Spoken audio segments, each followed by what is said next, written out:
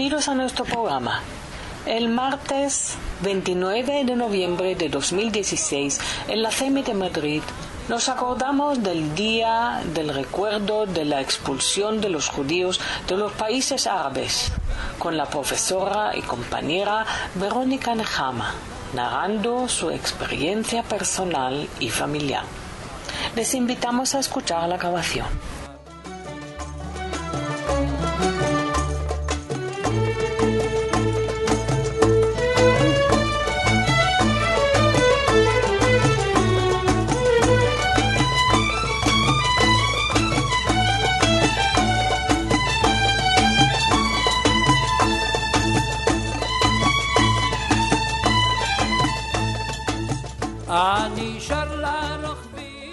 Tenemos a nuestra vicepresidenta Verónica Nehama, que nos va a hablar de la salida de los judíos de los países árabes. Bueno, ahora voy a ceder la palabra a Verónica, que no hace falta presentarla porque es una mujer, además de ser vicepresidenta de CEMI, es una mujer extraordinaria que está siempre sacando temas y información. Yo estoy en admiración delante de ella, de reconozco.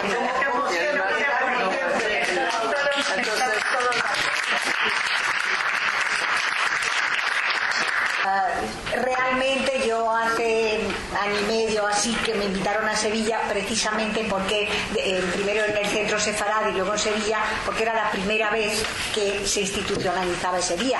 Como sabéis, el día de las comunidades del éxodo de los Mizrahim no existía en el calendario, era una fecha que había pasado desapercibida y continuaba siendo así. Entonces, pues la primera vez que lo organizan, pues Casa Sefarad, con lo cual, es un poco hecho una especie de miscelánea de la conferencia que había hecho, y cuando ya sea la hora, pues me cortáis porque era una conferencia muy larga, ¿no?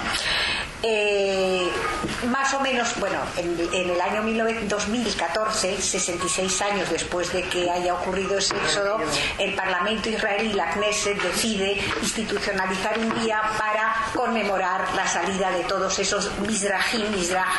Los Mizrahim son los judíos mesoorientales, para conmemorar ese día de la expulsión. ¿Por qué se elige ese día y no otro? Pues cada uno tiene su opinión. Yo pienso que, como sabéis, el 29 de noviembre de 1947 la Asamblea General de las Naciones Unidas accede a la partición de la tierra de Palestina. Curiosamente, ese mismo día, 29 de noviembre, es el día que elige también las Naciones Unidas para conmemorar la fecha, el Día Mundial de la Solidaridad con los Palestinos. Eso sí es una fecha, una efeméride reconocida por el mundo entero. En cambio, el 30 de noviembre es solamente lo reconoce el Parlamento israelí, ¿no? Con lo cual, pues me pareció que fue un acto de justicia que al menos el Estado de Israel pusiera un día para conmemorar. Ciertamente la felicidad no tiene historia, entonces todas las cosas que terminan bien, pues acaban diluyéndose en el éter y nadie habla de ella.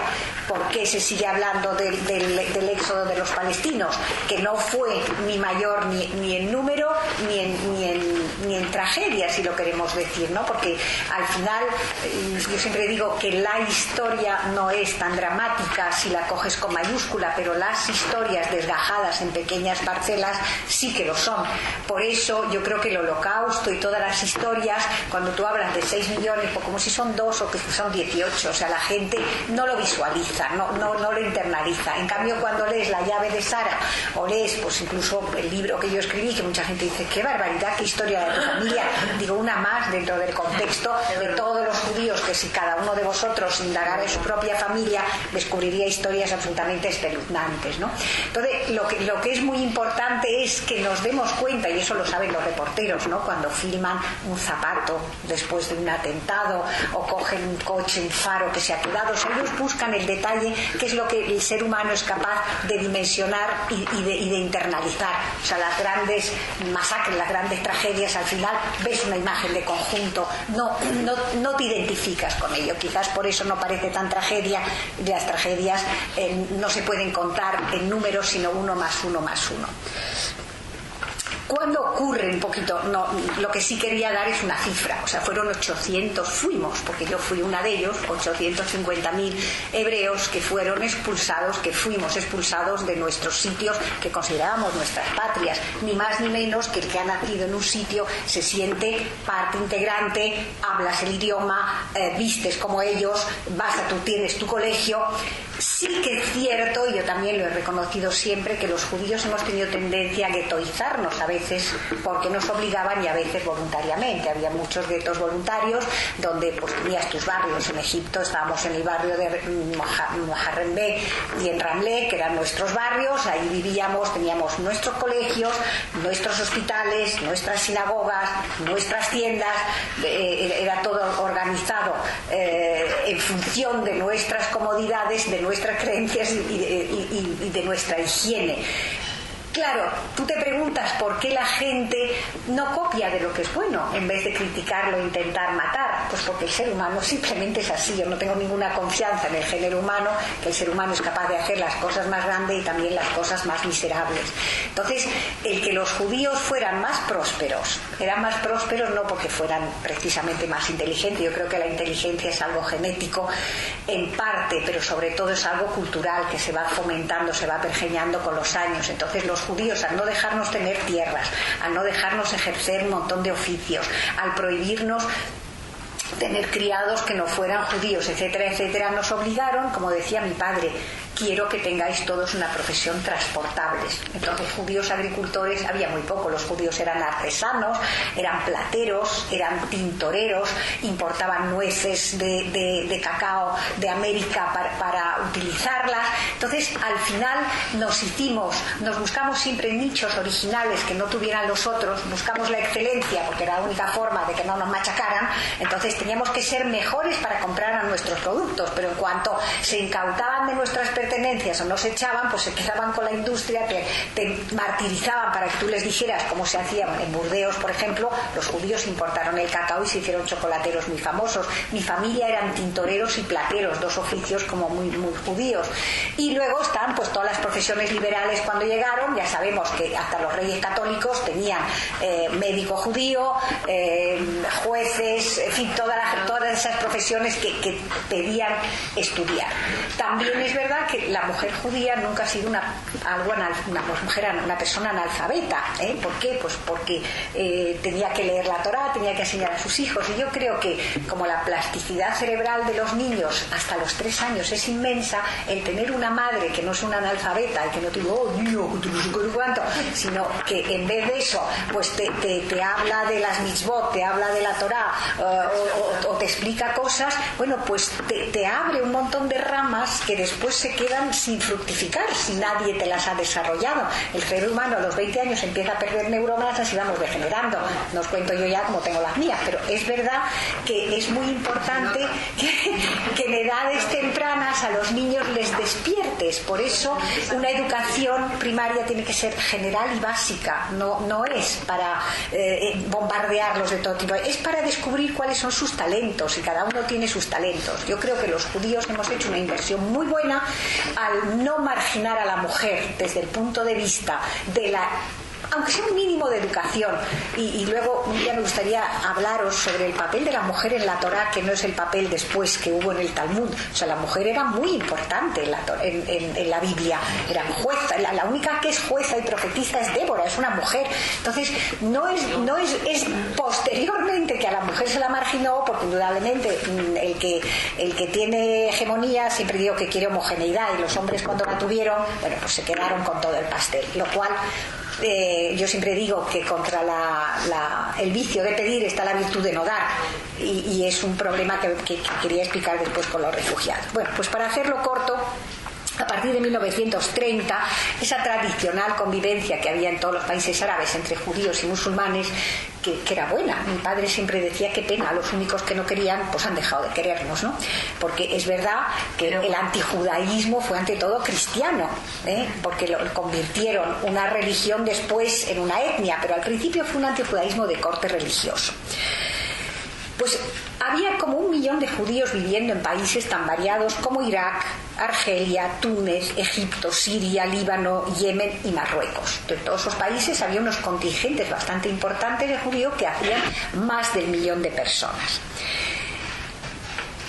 Tenían además, aparte de ese arraigo milenario, se sentían, no sé, yo me sentía tan egipcia, pues como la hija del portero que me pegaba sus piojos y que un día me insultó haciéndome descubrir que yo no era como ella cuando yo pues, sabía que era un poco más blanca. Y además para mí el mundo estaba polarizado, musulmanes y judíos. Yo ni sabía que había cristianos, porque Egipto era un sitio como muy cerrado, Alejandría era un auténtico paraíso, una ciudad preciosa, con su mar, con su clima, su olor a azahar, que se conjugaba bien con el olor a podredumbre de las letrinas y todo eso, pero era un lugar que a mi padre, que venía de Grecia, le recordaba su Salónica natal, a mi madre, que venía de Alepo, les recordaba la Siria de su infancia. Bueno, mi madre realmente llegó muy chiquitita a Egipto. Entonces había como yo creo que en nuestro acervo cultural está esas tierras mediterráneas, porque los judíos siempre del imperio turco-otomano pues emigraron a los Balcanes, emigraron a todos esos países que tenían mar, que tenían un clima similar al suyo. ¿Qué pasa cuando de repente dejan de ser personas gratas y los expulsan sin casi preaviso? Porque fue como de repente, a partir de 1930, eso se va degradando y el punto de inflexión es 1948, que es la creación del Estado de Israel, ¿no? Afortunadamente, los judíos contábamos no solamente con esa proverbial solidaridad entre el pueblo judío, que todo el mundo nos reprocha y nos critica amargamente, sino que contábamos con ese Estado de Israel que acababa de ser fundado y que ni siquiera sabíamos que iba a poder acogernos. O sea, era una opción que todavía no se había instalado en nuestras mentes ni en nuestros corazones. Simplemente por daros unos datos, no que me gusten mucho los números, pero son importantes. Hubo muchas operaciones de rescate de judíos, las operaciones Esdras y Nehemías, que evacuaron a Israel a 104.000 judíos de Irak, la operación Alfombra Mágica, que se dio a 49.000 de Yemen, la Yayín, que rescató a 97.000 de Marruecos con la... Me encanta tu patito. Que rescató a 49.000 judíos de Marruecos gracias al Mossad de una manera clandestina. En el 84 y 85 las operaciones Moisés y Josué, que transportan a Israel a 16.000 judíos etíopes, y en el 91 la operación Salomón, que se lleva a 14.500 falashas. De ese 1 millón de judíos hoy apenas quedan unos 40.000, fijaros qué éxodo, ¿no? De los cuales, curiosamente, ¿dónde pensáis que vive todavía la mayor parte de ellos? En Irán. Curiosamente, yo también, para mí fue una sorpresa, pensé que era en Marruecos, donde hay como unos 5.000, pues es en Irán, donde hay una comunidad de casi 20.000 judíos. Tenemos 5 escuchantes en radio ahí. Luego les van a cortar internet, ya no podrán escuchar. Claro, hombre, los tienen que acorralar, porque indudablemente es gente que muestra fehacientemente, como nos pasó a nosotros, que se puede vivir de otra manera y que la mujer no tiene por qué. Entonces el ser ejemplarizante en eso pues es muy difícil que lo soporten los demás, ¿no? Entonces, el éxodo judío, que fue uno de los éxodos poblacionales más importantes del siglo XX, pues pasó prácticamente desapercibido. En Siria, en Egipto, en Yemen hubo grandes masacres, No olvidemos que los hermanos musulmanes nacen en Egipto en 1924-28, o sea que son oriundos de allí. Les obligaron a llevar documentos de identidad específicos, no tenían la maldad de los nazis o incluso de la Inquisición española, ¿no? De llevar la rodela bermeja o unos sanbenitos o la estrella amarilla, pero teníamos que llevar una documentación que acreditaba que éramos. Solamente como dato, deciros que no solamente nos quitaron absolutamente todo, el dinero de los bancos, nuestra ropa, nuestras casas, que ya venían y se instalaban en tu casa diciendo, bueno, pues como te van a echar, esto para mí, esto para mí y esto para mí. Llegué a vivir, sí, yo en mi casa, o sea, cuando nosotros luego, bueno, os diré un poquito desde el punto de vista personal, lo dejo para entonces, simplemente para que sepáis, las tierras usurpadas a los judíos que salieron de los países árabes fueron 65.000 kilómetros cuadrados, 5 veces el Estado de Israel. O sea, y los millones que nos confiscaron, porque todo estaba bajo secuestro, como decían ellos, es absolutamente superior con creces a las cantidades que pueden decir que nos quitaron a que nos dio la comunidad internacional, que no nos dio nada para construir el Estado de Israel. Está claro que hay un doble rasero internacional que se ha aplicado desde siempre a estos refugiados, que sí eran refugiados, y yo quisiera mostraros que la semántica es muy importante, Todos sabemos que cuando se habla del matrimonio gay todo el mundo se pone de uñas, porque lo que les molesta muchas veces no es que haya uniones entre homosexuales o entre lesbianas, es que se llame matrimonio. Bueno, pues la semántica muchas veces es importante, y si rascas un poco o si rascas demasiado acaba haciendo un eczema, ¿no? Entonces, refugiado en el diccionario es una persona que echan de su tierra y que se tiene que ir a otro país por persecución. Ser refugiados vagando en tu propio territorio, en el territorio donde siempre te has asentado, no debería de llamarse exactamente así, Entonces, realmente los palestinos, que es lo que están en su propia tierra, donde los han encerrado en guetos sus propios correligionarios, difícilmente se pueden llamar. Por otra parte, bueno, ACNUR, que es la organización que se ocupa de todos los refugiados del mundo, pero los palestinos tienen una, la UNRWA, que es solo y exclusivamente para ellos. Entonces, hay allí evidentemente un doble rasero que estoy convencida que existe, porque lo que hace Israel está siempre bajo el foco internacional para criticar. ¿Por qué? Es una larga historia que la dejaremos para otro día. Israel fue la bendición de toda esa gente, porque de los 850.000, 650.000 fueron absorbidos por un país que tenía menos población que eso. O sea, es que nadie se imagina lo que puede ser absorber una inmigración superior a tu propia población, con los brazos abiertos, y en vez de quejarse, dándonos préstamos de honor a través de la agencia judía. Mi padre no quiso, porque mi padre, bueno, pues tenía miedo, tenía 3 hijos, una madre enferma, y él decidió pues que buscaría otro destino. Pero por supuesto lo primero que le ofrecieron fue Israel. Mi madre siempre le reprochó que no hubiésemos ido ahí, fue un poco la piedra angular a veces de sus discusiones para siempre, ¿no?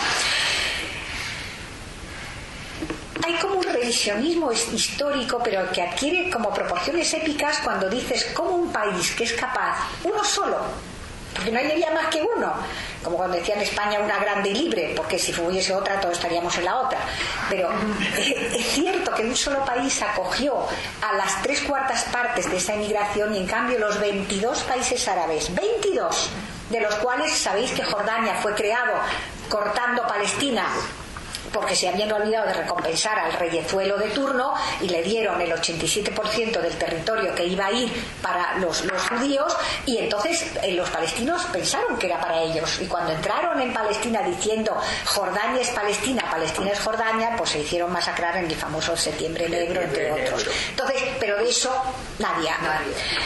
Se olvidaron. Sí, pero insisto, porque se olvidaron.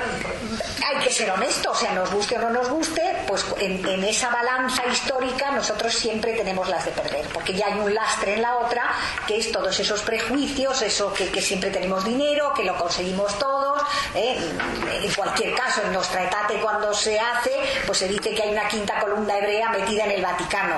En Trump, pues mira, tiene un yerno judío muy rico, le ha comprado la presidencia, etcétera, etcétera. Bueno, ya nos hemos acostumbrado a vivir con eso, ¿no?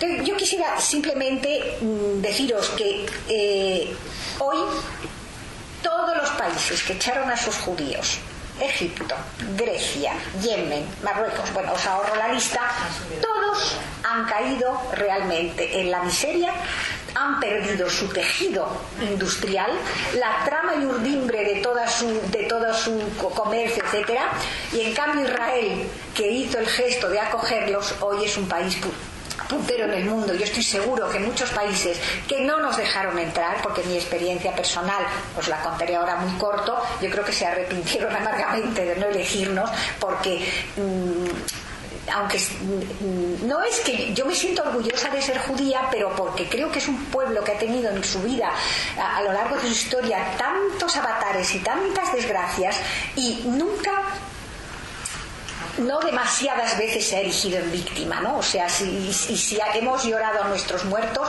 si hemos lamido nuestras heridas y por eso necesitamos un sitio donde hacerlo, que es Israel, hemos sabido siempre salir adelante. 70 años después, los refugiados palestinos que sus propios correligionarios encerraron en unos guetos siguen allí encerrados en esas cárceles. ¿Por qué? Porque es una herida sangrante que se muestra al mundo cada vez que quiere obtener algo. Es un chantaje permanente.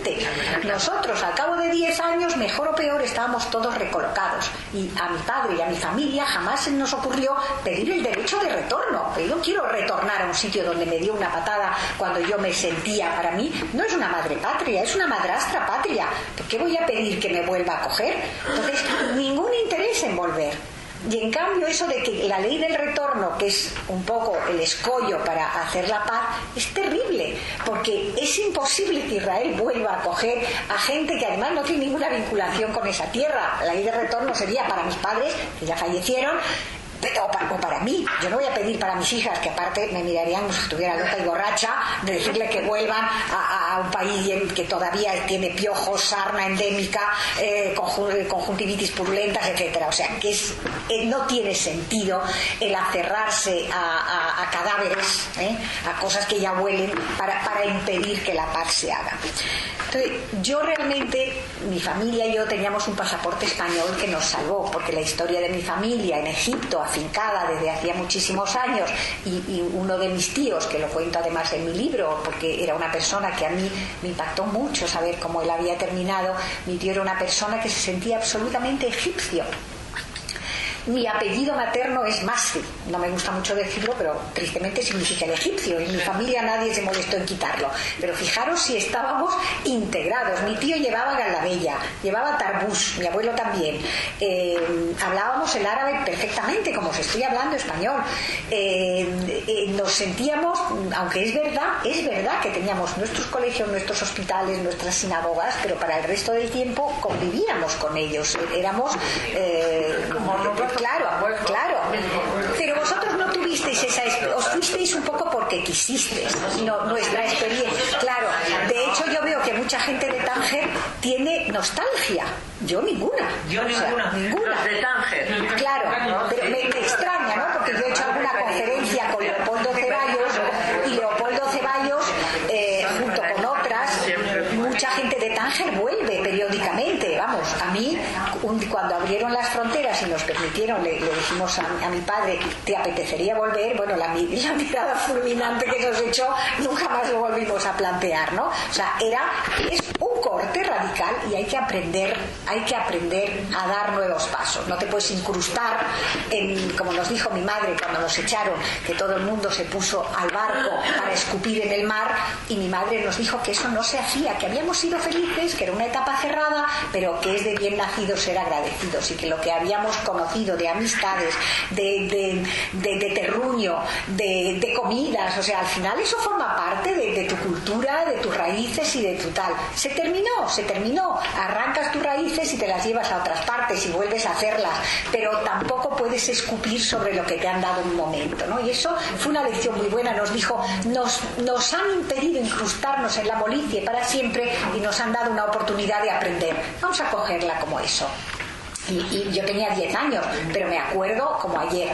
¿Qué ocurre? Que en el momento en que te echan, en que te vas, tú te encuentras con que tienes una herida, tienes 10 años, no lo entiendes. Llegamos a la aduana, a mi abuela la nos desvistieron, nos desnudaron a todos, nos pusieron en la boca instrumentos que pasaban de boca en boca sin lavarlo, nos hicieron inclinarnos para mirarnos todos los orificios del cuerpo, simplemente porque había mucha gente que sacaba brillantes del país, o sea, tragándolos, metiéndose como la coca, como hacen hoy, como bueno, tienen un nombre muy feo.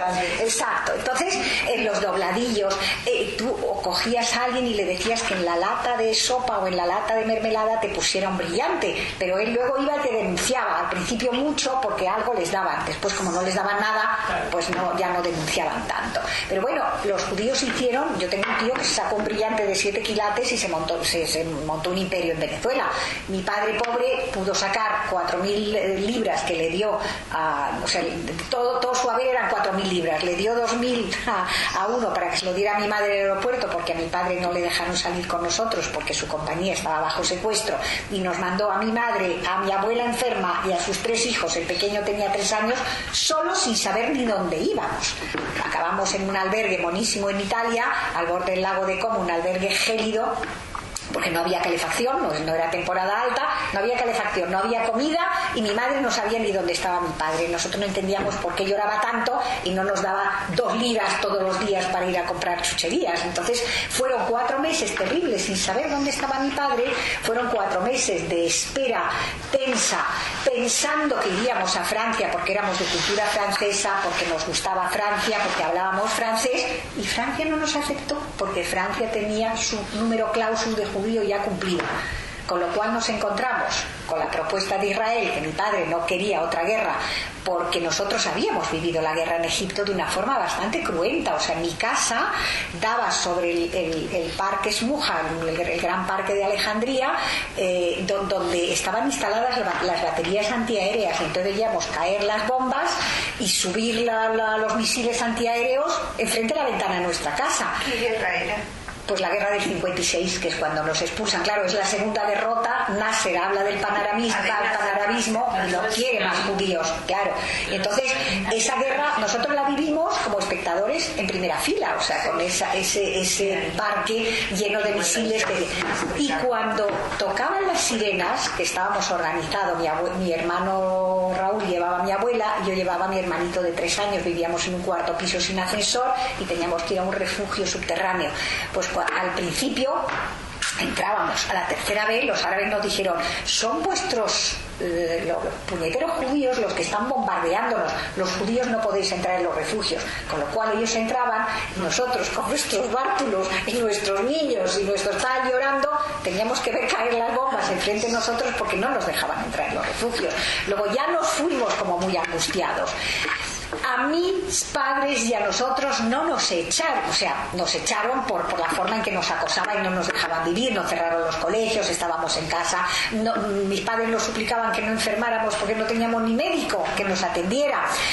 Pero en cambio a la familia de mi madre, que era siria, que estaba nacionalizada egipcio, que mi tío era director del Barclays Bank en Alejandría, a él entraron una noche, se lo llevaron a la cárcel, le pegaron, lo esposaron y tal, y le llevaron esposado, rapado y herido de su casa al barco con su mujer y su madre, que era mi abuela materna. Ellos no tenían dinero porque claro, ellos te echaban, pero ¿y cómo te ibas? Si te quitan todo y te echan, ¿dónde vas a ir? ¿Con qué te vas a comprar el pasaje? Eso a ellos no les interesaba. Tú te tenías que marchar y además buscarte la vida. Ahí es donde la Soghnut nos ayudó mucho dando esos préstamos de honor que casi todos se devolvieron con creces para ayudar a otra gente. Con lo cual yo asistía a la partida de mi tío esposado desde entre los 4 esbirros, subir al barco herido, demacrado, que había perdido 10 kilos, mi abuela llorando y mi padre que había vendido nuestros pasajes para dárselos a ellos, porque mi padre tenía un pasaporte español y podía esperar, pero ellos los echaban y bueno, pues o te vas a la calle a dormir o tienes que coger el primer barco que pasa. Y le compró también un billete al hermano más joven de mi madre, que era el que os digo, vestía galabella, tarbús, hablaba árabe, se llamaba Masri y tenía un café árabe, con lo cual él no se quería marchar. Y le rompió a mi padre el billete delante de sus ojos y luego acabó en un campo de concentración en Tura durante 5 años, y cuando la Cruz Roja lo rescató estaba prácticamente loco. Él creo que sigue viviendo, porque hablé con él hará como 1 año y medio así. Bueno, no tiene teléfono, no tiene identidad, digamos. Él no quiere, ni siquiera aceptó una herencia que le hubiese salvado de esa pobreza de ese hermano suyo que rehizo su vida en Israel, porque él no quería que nadie nunca más supiera que existía. Cuando salió de ahí nunca nos contó nada. Entonces hay muchas maneras de matar a la gente, ¿no? Físicamente y también a nivel espiritual y anímico. Entonces es importante entender, número 1, que hay un doble rasero y que lo tenemos que aceptar. No sirve de nada un doble rasero. que la felicidad no tiene historia, que un éxodo tan masivo como fue el de los judíos mesoorientales no tuvo ningún eco en la prensa, simplemente, y en cambio el mismo número, que no fue mayor, de los palestinos que siguen estando en su propio país, que no aceptaron una partición y que nos los dan constantemente como un agravio al mundo, eso es... Nos tenemos que enorgullecer, no lamentarnos de eso. En el fondo, mi familia salió de la miseria, nos dieron carreras a todos los hijos, nuestros hijos han nacido en otros países donde se sienten ciudadanos de primera fila y donde tienen sus carreras y donde tienen sus hijos. Y en el fondo hay veces que yo les agradezco que me hayan echado, porque a veces he hecho la vista atrás y digo, ¿qué hubiese sido de mi vida en Egipto? Yo que tuve 3 hijas, mi marido me hubiese repudiado para empezar, ¿no? Me hubiese casado con una, me hubiese dicho, te repudio, te divorcio 3 veces mirando a la Meca y se había acabado. Entonces, el ser mujer, creo que tenemos que agradecer el haber nacido en el seno del judaísmo y no en el seno del islam, que es una circunstancia de azar, pero simplemente que nos ha permitido ser personas, y nuestro deber es dar ese testimonio y hablarlo con nuestros hijos. Fue un siglo entero. ¿Ya?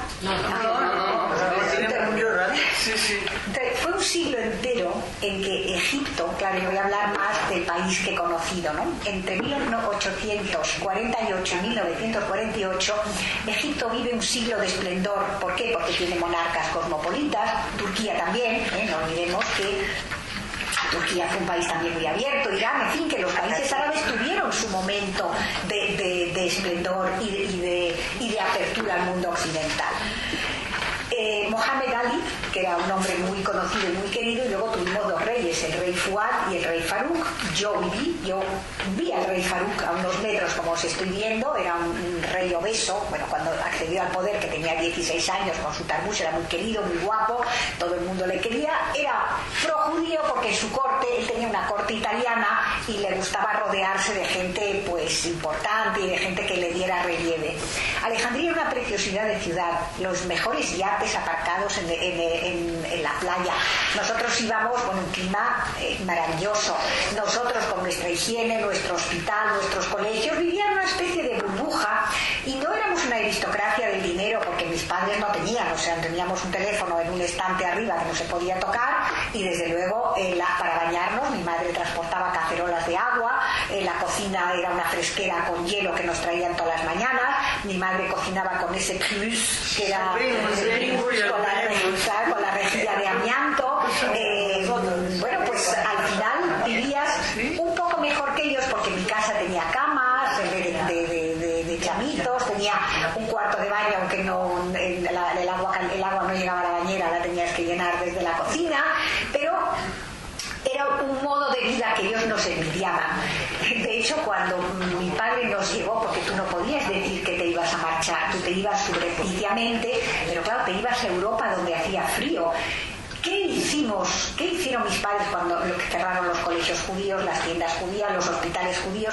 ¿Qué hicieron mis padres? Mis padres sabían que hacía frío, pero además que exageran, hace un frío horrible. Es verdad que hacía frío, pero en Egipto no había ropa de abrigo. Entonces ellos empezaron a tejer, a tricotar, tal. Pero estaba prohibido sacar más de una maleta de ropa usada por persona.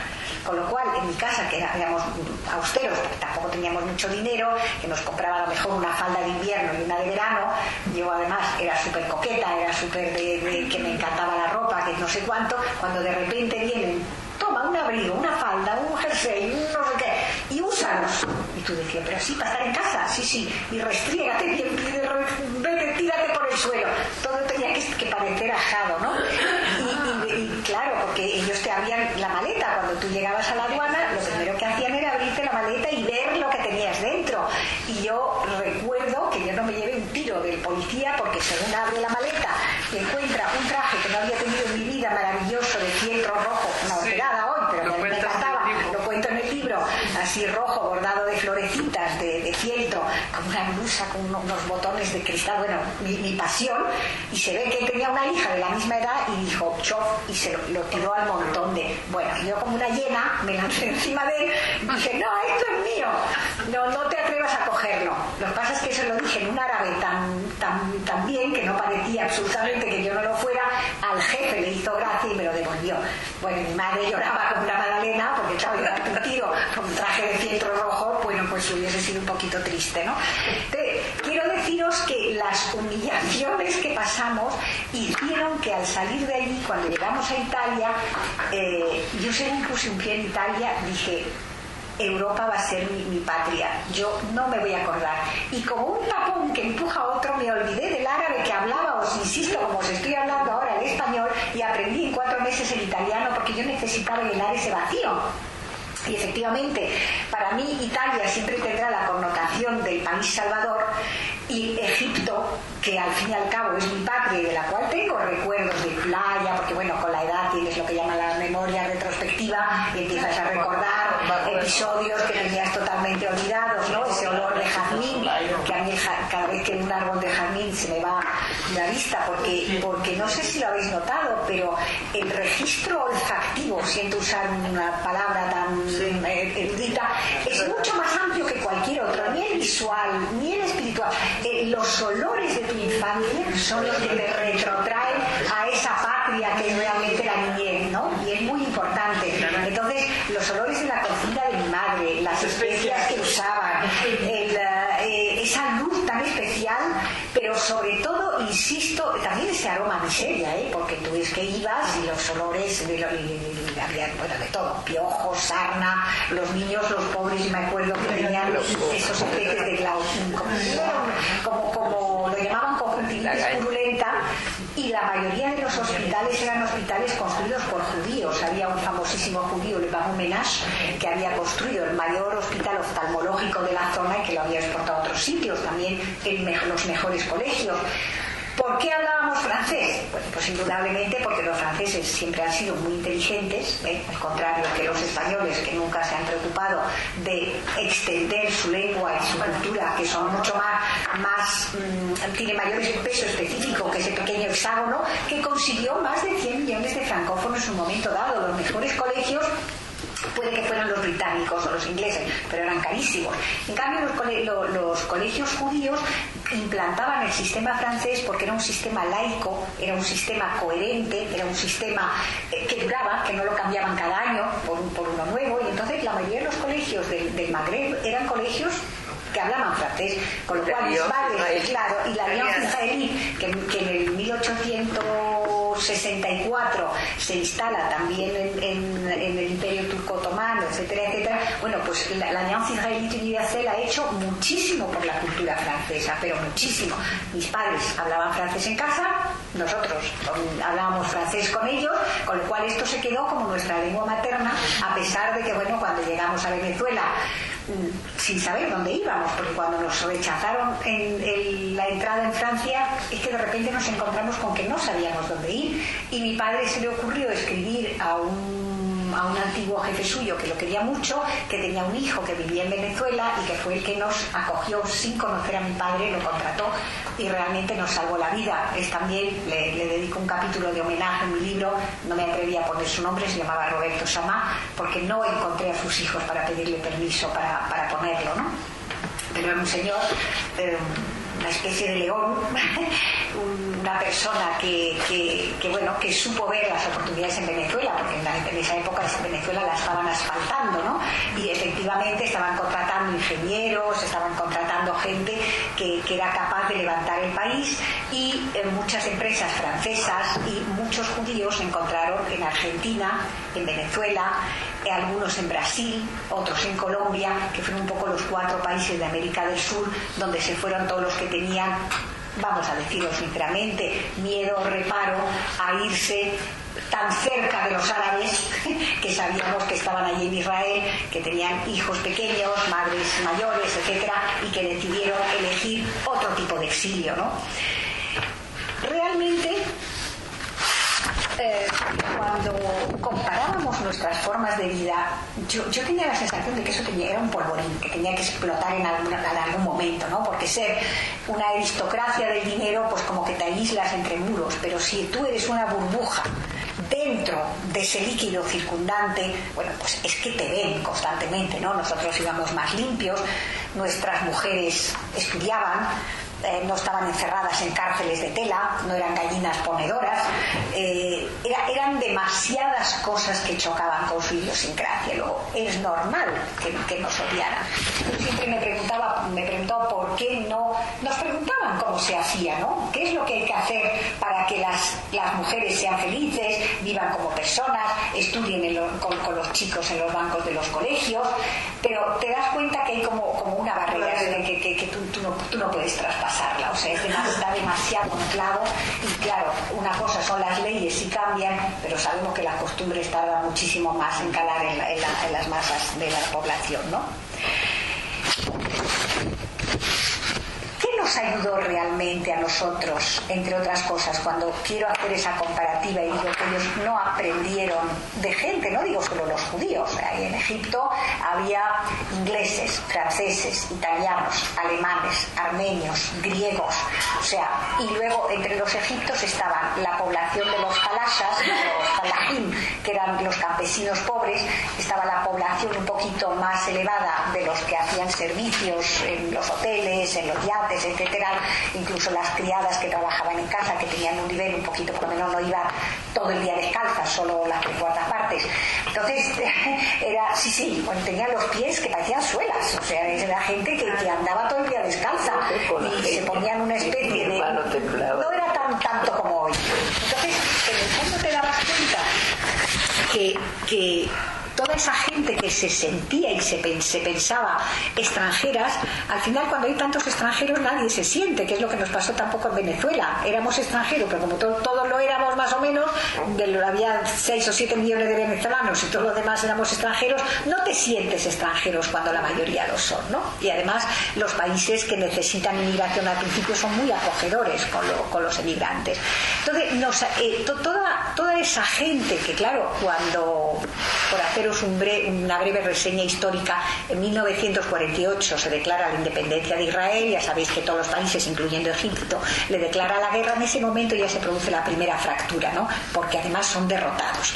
¿Qué ocurre 8 años después, en el 56? Cuando Inglaterra y Francia se encuentran con que Nasser, con su idea de panarabismo, etcétera, Nasser decide que va a nacionalizar ese canal de Suez que pertenece dura por 99 años a Francia, porque ya sabéis que fueron los franceses los que lo construyen. Bueno, pues en ese momento les declara la guerra a Inglaterra y Francia. ¿Qué tenía que ver Israel en esta batalla? Claro, Israel le cortaban un camino muy importante, una vía marítima fundamental para él. Entonces Israel se sube a ese carro y declara también la guerra, con lo cual nos metieron en el mismo saco. Y curiosamente, no me preguntéis por qué, los judíos nos llamábamos nous les européens. ¿Por qué? Pues vaya usted a saber, nosotros, claro, ¿de dónde éramos? No nos sentíamos plenamente integrados en Egipto, entre otras cosas, porque no nos integraban, pero sí que empatizábamos mucho más con la gente como los ingleses, los franceses, los italianos y los alemanes, que no sabíamos todavía lo que nos esperaba. Con lo cual, ahí mi colegio, que era un mísero pequeño colegio barato, porque no iba al lycée français, iba al petit lycée de l'Union Juive, hablábamos el árabe porque era obligatorio y porque teníamos que saber árabe, vivíamos en el país. El francés porque era la lengua vehicular en que nos impartían los programas. El inglés porque era como de cajón que aprendieras inglés. El hebreo porque, bueno, eras judío y tenía que haber hebreo. Con lo cual, como ibas al club, te encontrabas con judíos italianos.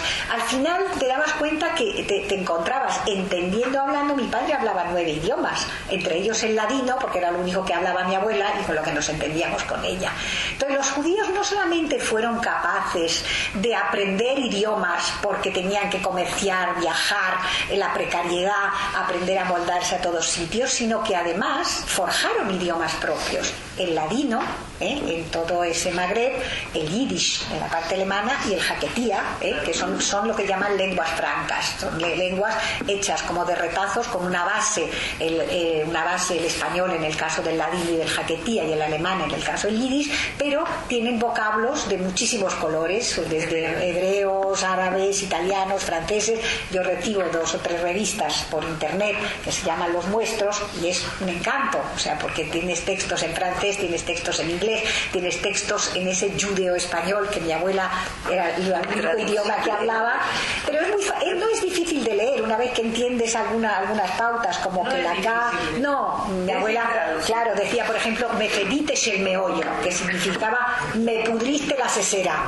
Fediste es del verbo feder, heder, y meollo, que es una palabra del español antiguo que sigue existiendo, y tantas, ¿no? Matador de las montañas, marremato por las calles, un bobo, un lonso y el otro salido a bailar, o sea, que eran todas las expresiones cuando la volvíamos locas que nos decían. Nochada buena, añada buena tengas, y además con el... Bueno. Entonces, el caso es que esa pluralidad de idiomas, esa precariedad con la que siempre habíamos vivido, como yo me acuerdo cuando en Pesaj leíamos la Haggadah, yo decía a mi padre, ¿y nosotros por qué celebramos la salida de Egipto si no sabemos dónde vamos a ir? O sea que era como muy absurdo, ¿no? En Israel, pues estamos en Israel, no íbamos a ir a ningún sitio. Bueno, pues esa cantidad de idiomas, esa preparación, eso nos ayudó mucho en el exilio.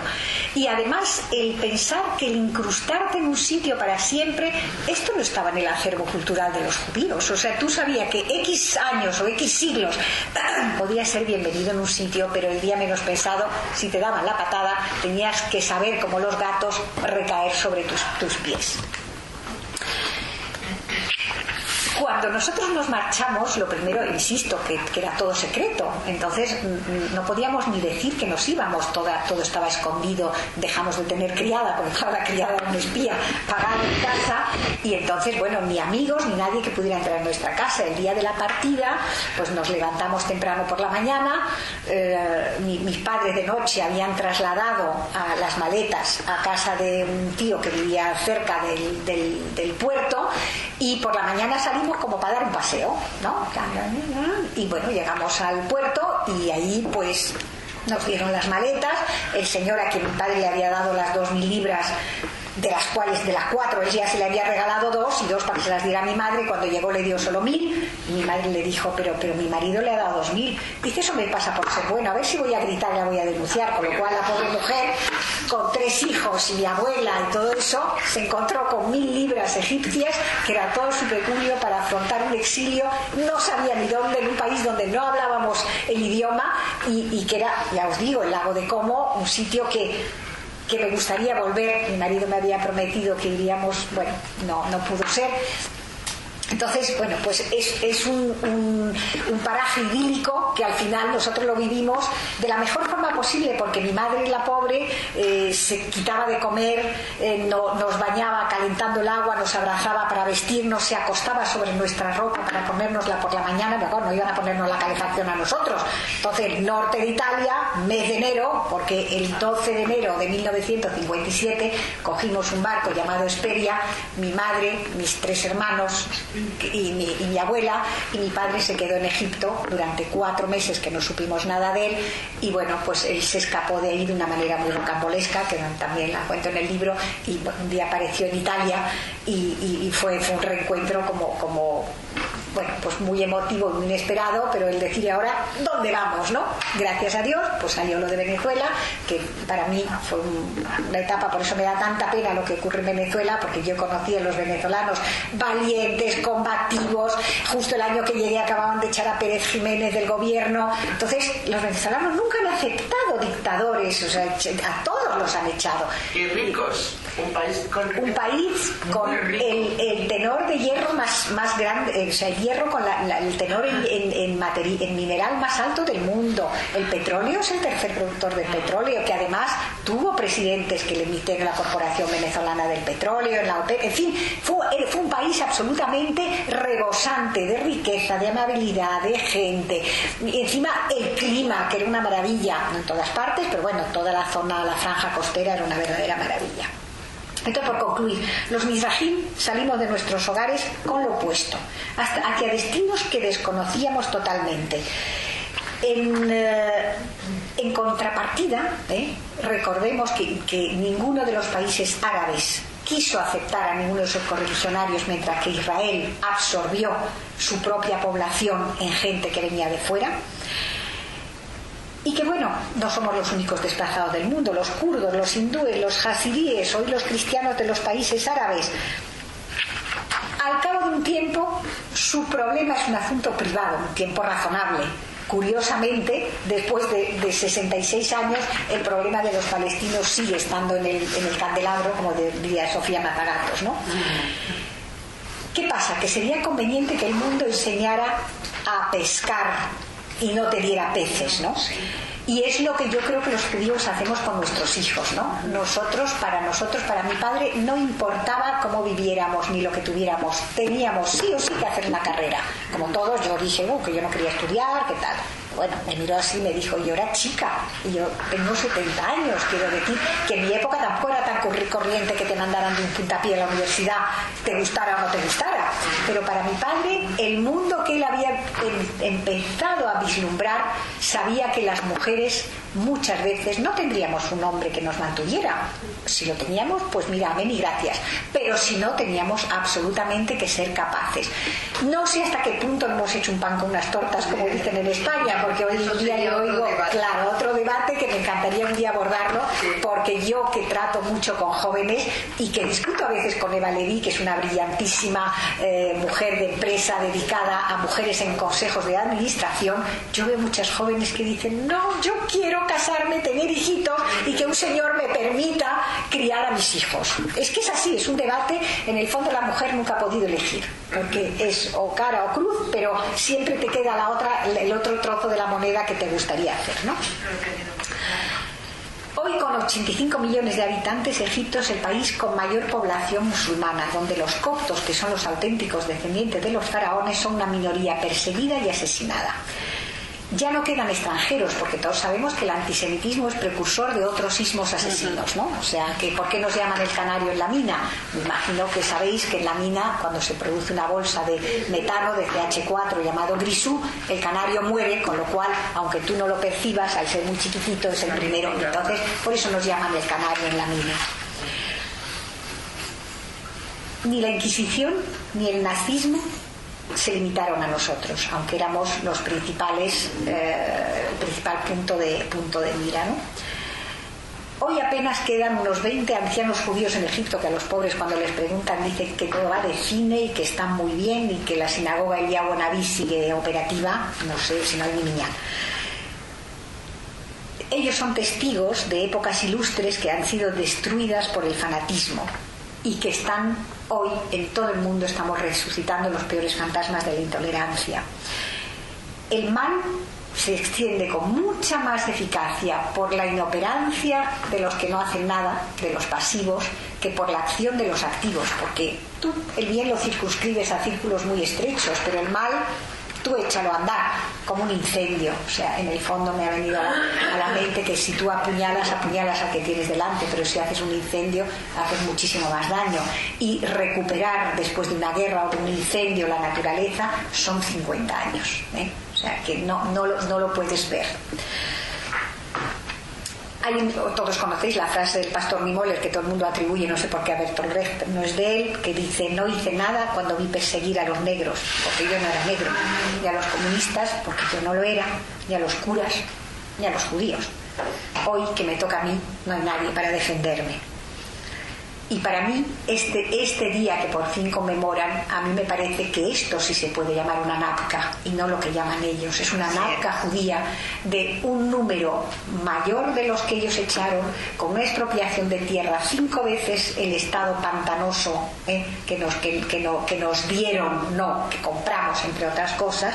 Y entonces, en el fondo, cuando yo vivía en Egipto, había un grandísimo escritor que se llamaba Edmond Javest, no sé si lo conocéis. Bueno, pues tiene unos escritos absolutamente maravillosos, y él fue expulsado el mismo año que yo de Egipto, y él termina, y me gustaría terminar con esa frase que dice: no se puede escapar del recuerdo, porque más allá del olvido todavía hay memoria, y yo creo que les debemos esa memoria.